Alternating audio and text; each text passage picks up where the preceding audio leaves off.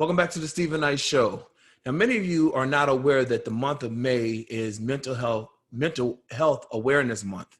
And we're starting a new segment, starting our own Ms. Parker. Over the last 8 years, she has dedicated her life to building the life that she wants and helping those that follow her.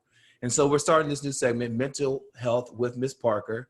And I'm going to let her share her story and then share whatever she has for us for this week. Ms. Parker? Hey guys, I'm really excited to be able to share my journey with you guys. And for everyone who followed me throughout the years, you know that I have shared many of my experiences with you, my therapy sessions, my life coaching sessions, my breakthrough and breakdown. So I do truly believe that the more that we're able to share with each other, that we're able to help each other heal, and we give each other permission to also start their own healing journey. The t-shirt that I am wearing is a t-shirt that says, stop the stigma of mental health awareness, to celebrate the month of May. I actually ordered this t-shirt last May, because when I went to one of my own therapy sessions with my own therapist, she had the t-shirt on, and I wanted a one for myself, just because I thought it was important to spread a message that, especially within our community, that it is okay to seek therapy. It is okay to talk to someone if you're not feeling your best mentally, emotionally, and it is okay to heal in whatever capacity that is the most healthy for you. With that being said, 8 years ago, I felt, probably a little bit over 8 years now, went through a breakup and was really in a lot of emotional pain. And it wasn't due to the breakup. The breakup was just avenue that pushed me to seek my healing. I think everything happens in our lives for a reason. I'm so grateful for the experience of dating that person and the experience of not having that relationship be successful, because the end of that relationship was what pushed me to seek healing. And a lot of it was not due to the relationship. It was a lot of generational and childhood trauma that I had been carrying around that showed up in that relationship, and also in the breakup process.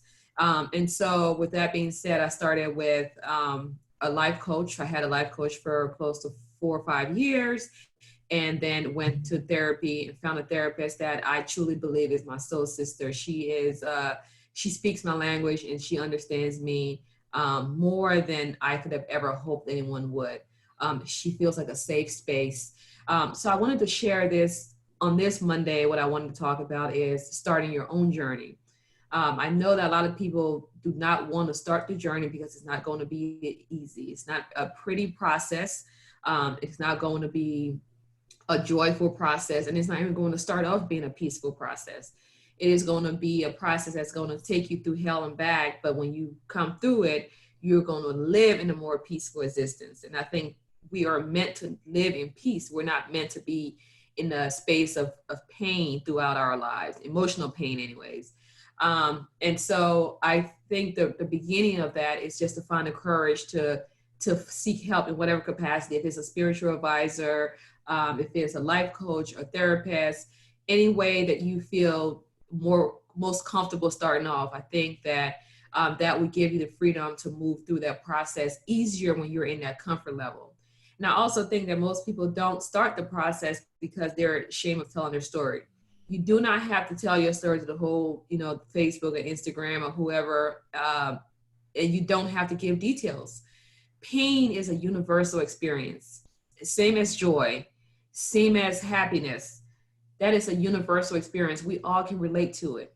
You can say, and the reason that the Me Too movement took off and was so big was all of those women didn't share their individual stories.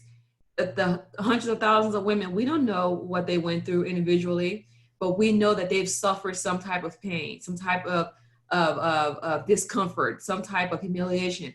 We understand that without them going into details. So don't feel like you have to give anybody details about your story. Just start where you are. Start with your therapist. You will have to share those things with your therapist, but as you share with other people, you can relate to their pain without having to go into details. You can say, me too. If someone's been broken, you can say, yes, I've been broken too. That's a universal experience. The healing process is also universal. People will get you without you having to go into telling your business, especially for the Black community, that's something that we're very sensitive to. And so don't let that stop you, and don't let that stop you from relating to others. If you're in the presence of somebody who is going through something you've gone through, you can help yourself heal and help them heal by saying, yes, me too. Because a lot of people feel like their experience is individual. Like no one else has ever gone through what they've gone through. And the truth is, everyone has gone through things that are very similar. We have all felt the same emotions surrounding things that are very similar.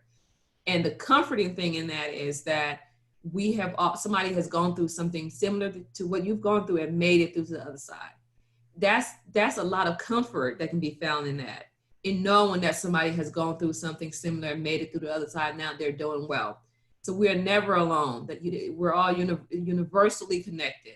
So keep that in mind as you go through your journey. Be patient with yourself. You're going to repeat the same pattern, sometimes for years, sometimes for months. There's a saying that goes that until you learn the lesson, the situation will recycle itself. So whatever the situation is trying to teach you, until you learn the lesson within that situation, it's going to come back to you in different forms at different times. So be patient with yourself. That's one thing I had to learn, because I felt like I was repeating the same lessons over and over, that somehow my growth wasn't taking place, or it wasn't lasting. And so I was so afraid of losing the growth that was happening, but that's not true. What happens is healing happens. Healing is an ongoing process. Mm-hmm. It's never an ending process.